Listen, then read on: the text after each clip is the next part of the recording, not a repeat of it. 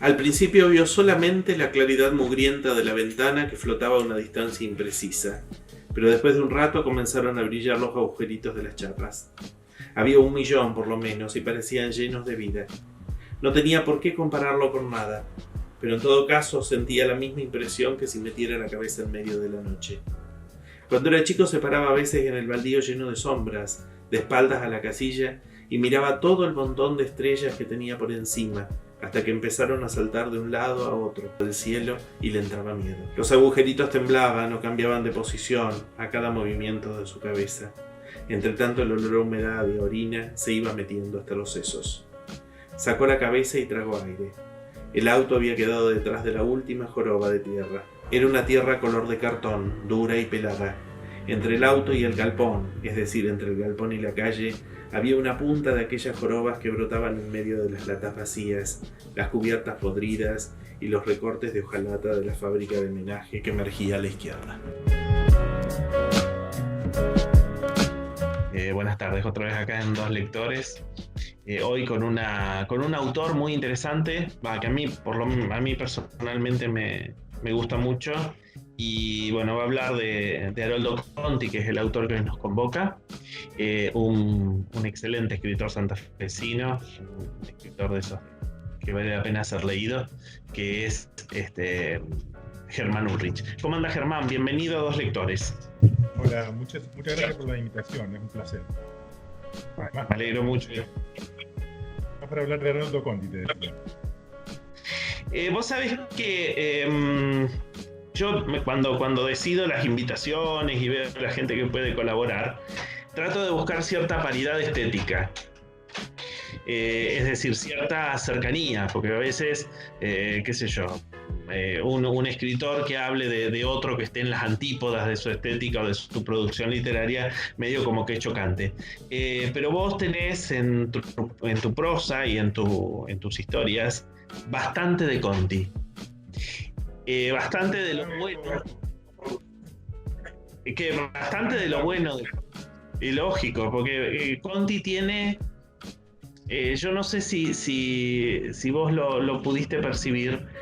Conti hace raro lo sencillo. Es una prosa tan... está llena de tensiones mínimas, ¿no? Y va avanzando de esa mismidad, ¿no? De esa minimidad, que va creando todo un clima de misterio y de intriga y de tensión que favorece el relato, ¿no? No sé si vos lo notas. Sí, es una buena... es un buen inicio para empezar a analizarlo, pero lo primero que se me ocurre es que es bastante indefinible, porque como vos decís, hace como extraño lo muy cotidiano y de repente uno está en un bote en el medio del río y aparece un cuerpo, digamos, por ejemplo en Vida. Ajá, en Vida. Con otra gente, que es el libro donde está el cuento al que nos vamos a referir ahora. Pero por otra parte, es un escritor que escribió sobre sus orígenes en sus últimas obras. Y escribió primero sobre la isla, que fue un amor tardío, porque él nació en el norte de la provincia de Buenos Aires, muy lejos del Río de la Plata, por ejemplo, o del Delta, que tanto... Y de la ciudad en la que él no se hallaba, habló en el medio, con alrededor de la jaula, por ejemplo. Entonces es complicado, porque generalmente uno empieza con su terruño, digo, con lo que más conoce, y lo suyo, lo primero fue Sudeste, que quizá es, no sé si no, de lo mejor que ha escrito, pero fue el inicio, ¿no? Sí. ¿Qué te pareció? O sea, pusimos como punto de toque para organizar el programa un cuento que tiramos al azar. Quizás un cuento que es de los más criticados de Conti. Conti tiene una narrativa muy militante, es una narrativa muy política. Y yo creo que Cinegética es uno de los cuentos en donde la violencia, una violencia temporal, política argentina, se evidencia de la manera más cruda. Lo que está relatando en Cinegética es una batida. ¿no? Y ese descarne para describir una situación de una situación política imperante, por momentos se vuelve hasta un relato, por momentos tiene visos de historia de terror, ¿no? De hecho, me parece que él, al poner al personaje que va a terminar entregando a Pichón, este personaje que se llama Rivera, por ahí intenta, me parece, como narrador, sacar un poquito la tensión de lo que va a ser el personaje, y entonces nos hace entretener con los haces de luz que ingresan por los agujeritos en el galpón.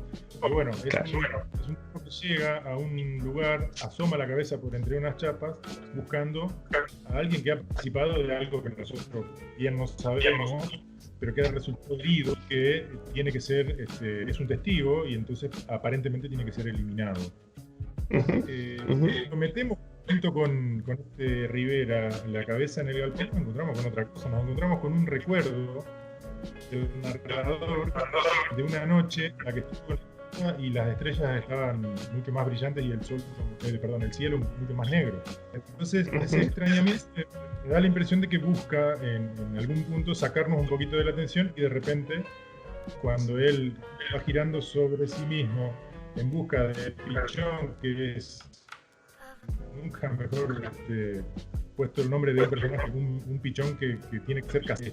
Recién ahí nos encontramos con una pistola que nos está apuntando a la que es este hombre herido, que confía todavía en Rivera. Y eso también es lo que vos decías. La tensión narrativa, y es una característica, porque nosotros confiamos en que esa persona va a venir a ayudar. Sí, es muy terrible la idea de... ¿Sabés lo que tiene Cinegética? Hay muchas entradas, es un texto, como toda la narrativa de Conti, vos podés entrar en interpretaciones y podés ingresar a los textos de 10.000 maneras distintas. Pero lo que tiene Cinegética es que, primero, que hay una evocación a una infancia, en donde todo era posible, en donde la amistad era amistad, en donde el grupito era grupito, ¿no? Pero además, en cierta medida, dentro de la narración, tenemos a un entregador, que es el único que puede entrar para sacarlo a Pichón de ahí, pero hacia el final del texto, Pichón dice algo que es como que se le aclara su inocencia. Digamos, deja de ser inocente, él dice: no te tardes. ¿Ah? Entonces, esa idea, ¿no?, de que el tipo, ¿hasta dónde sabía Pichón? ¿Hasta dónde ignoraba? ¿Hasta dónde sabe que el amigo lo entregó y hasta dónde sabe que el amigo lo va a ayudar? ¿No? Sí, y además me parece que estamos en un escritor que, pese a que no es de sus últimos libros, que es un escritor maduro y que va dejando minas que uno puede pisar o no, va dejando pistas. Y ese no te tardes puede ser interpretado también de muchas maneras, como muchas de las grandes frases de la literatura de Conti y de la literatura en general, digamos. En ese momento es como que la víctima todavía se juega una última ficha. Claro. Quizás ya lo sabe. Ya lo sabe, pero se juega una última ficha. Germán, hacemos un brevísimo corte y seguimos el programa.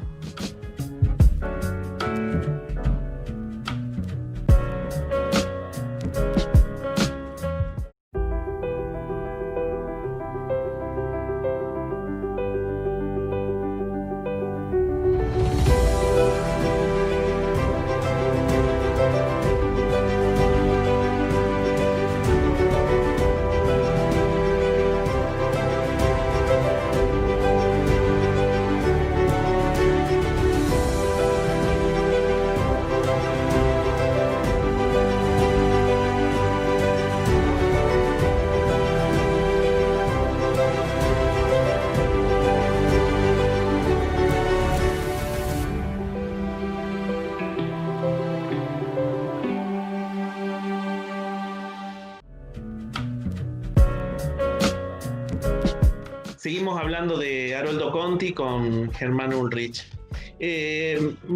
Cuando nos estábamos preparando el programa, Germán, vos nombraste un texto que la verdad que es uno de los textos más bellos de Conti. Todo Conti es interesante. Le digo a la gente que no lo conoce o que lo ha leído por pedacitos o que tiene la referencia al final de la vida de Conti, cuando lo secuestra las Fuerzas Armadas, lo secuestran en su domicilio en Buenos Aires. Les sugiero, léanlo. No lo conozcan de oídas.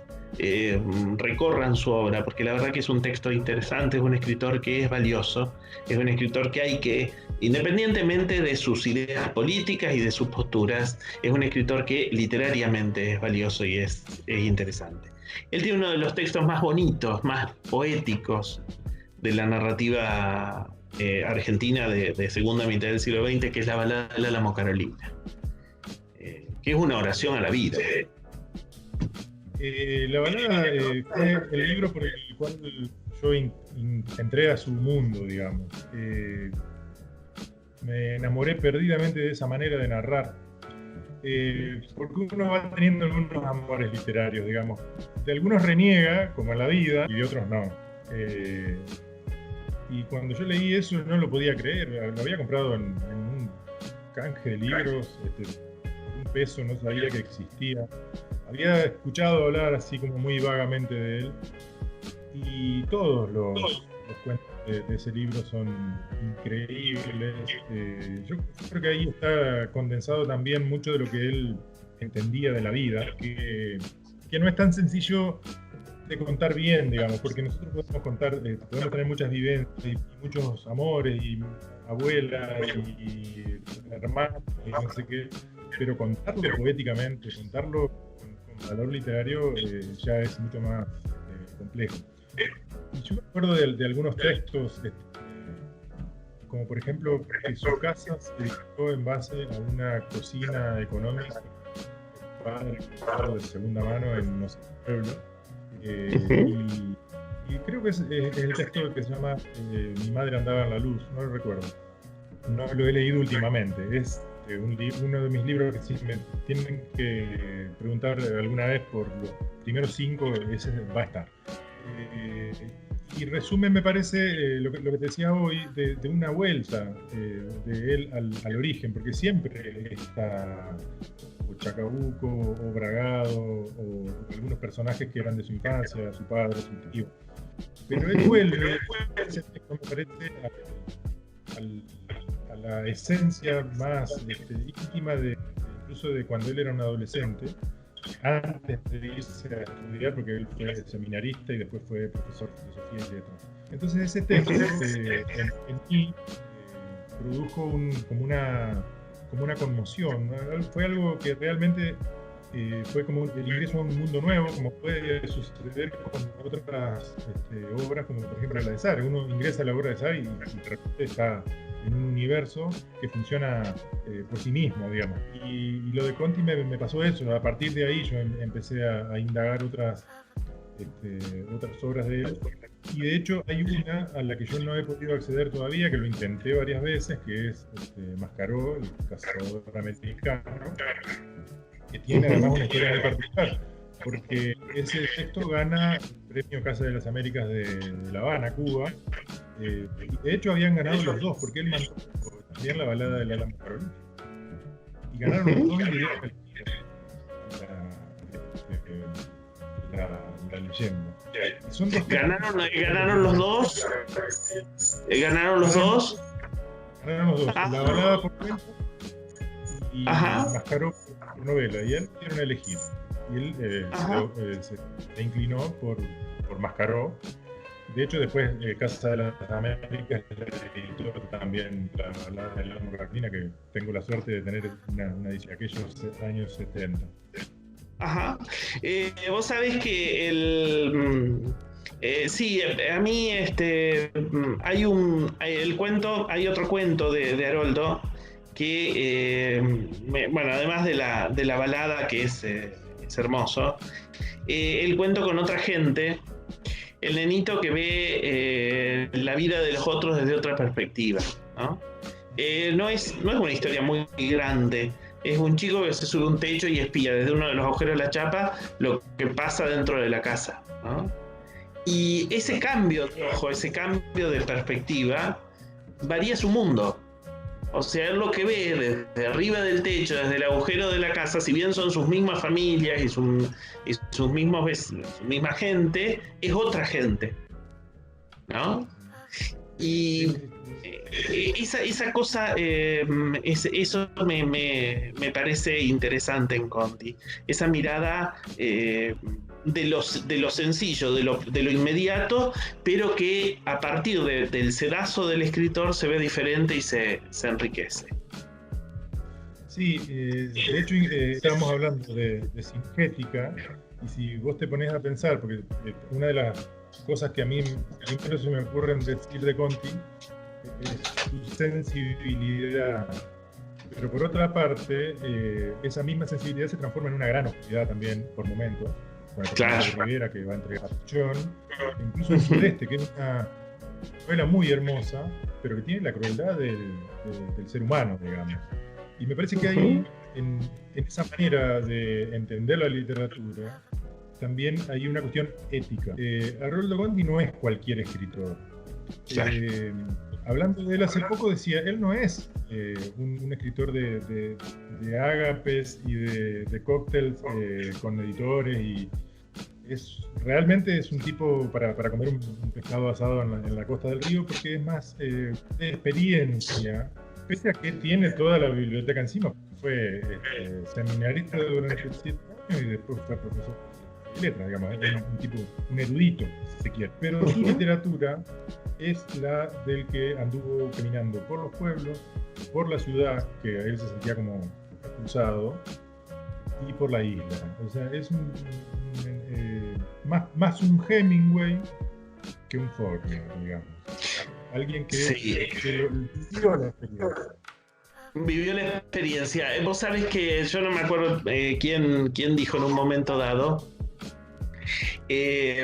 Conti rompe la idea del escritor de los años 60 y 70 en Argentina. O sea, nosotros teníamos la idea del escritor al estilo Borges o Bioy, tipos de cierto sector social e intelectual, que bueno, se la pasaban leyendo clásicos y analizando. Conti es un tipo que habla más representa,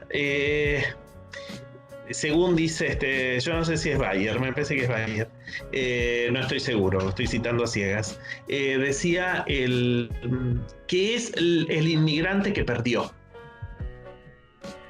Es decir, él representa no al inmigrante que llegó a América, se hizo rico, se hizo estanciero, qué sé yo, compró tanta cantidad de campos, se hizo millonario, mandó a sus hijos a estudiar a Europa y tiene un hijo doctor. No, él es el de esos inmigrantes que llegaron sin un mango y siguen sin un mango, ¿entendés? O sea, son tipos y hablan desde esa ilusión perdida, desde ese sueño de progreso que no les llegó. Sí, claro. Fue Osvaldo Bayer el que dijo eso. Y me parece que es muy acertado, porque él mismo en su literatura cuenta del tipo que se fue a trabajar a una fábrica y que está juntando peso por peso para volver. De hecho, él mismo lo decía. A Chacabuco tengo 200 kilos. Para mí es un viaje a la felicidad, a volver a hacer ciertas cosas, digamos. Pero por ahí no siempre tengo la plata para la nafta. Y bueno, y eso está por ahí un poco emparentado con esto del lector que no vive de la obra que puede vender, digamos. Claro. Hacemos un brevísimo corte, Germán, y seguimos en programa.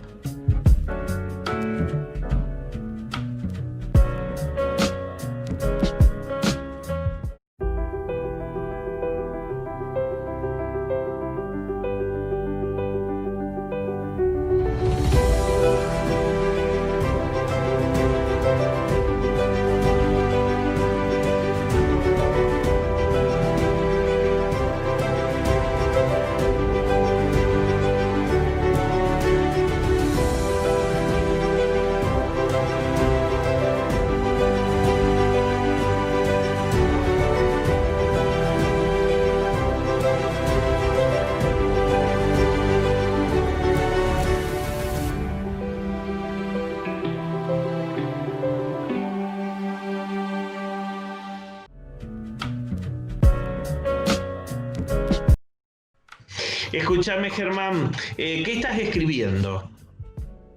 Porque sacaste un libro ahora último.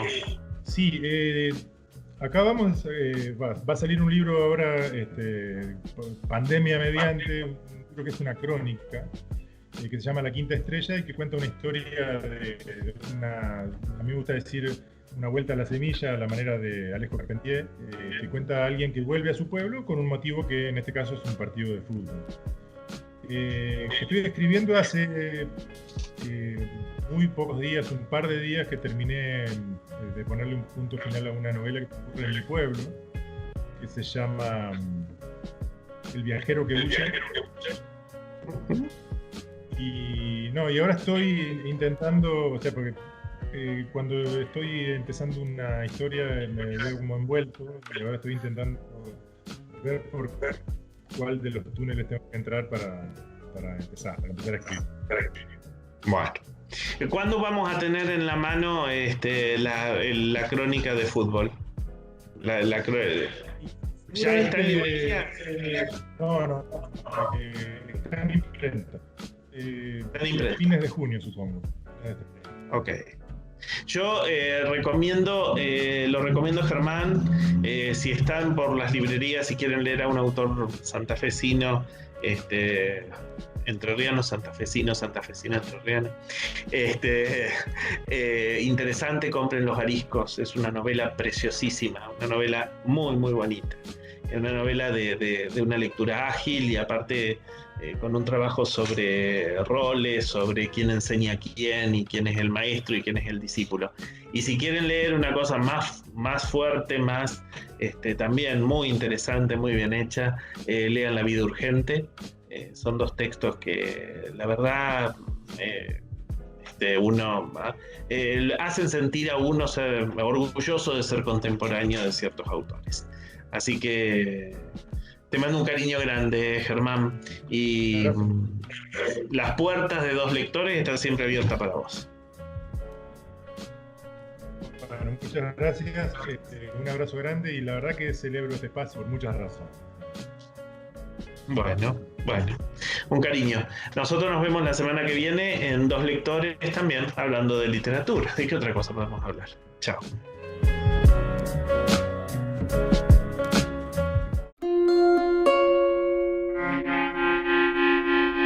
Yo siempre dije, o digo en un cuento inclusive, que la vida es una especie de borrador, que uno nunca termina de pasarla en limpio. Y yo descubro que mi vida sí es un perfecto borrador, así, bien borroneado, bien tachado, vuelto a reescribir, nunca completo, nunca terminado. Soy quejoso, me gusta quejarme inclusive, me parece. Pero creo que en el fondo tengo motivos. No sé si me siento libre, pero he hecho un culto a la libertad. Yo creo que a veces inclusive hay que sacrificarla, la de uno y a veces la de los demás, desgraciadamente, por un bien social mayor. Creo que inclusive también se puede hacer una literatura comprometida, es decir, una literatura política, válida, perfectamente válida. Creo que nuestra suprema obligación es hacer las cosas más bellas que las de los demás. Pero aún haciendo belleza creo que podemos hacer una literatura política. Pero lo político emergerá con naturalidad, no como una cosa impuesta.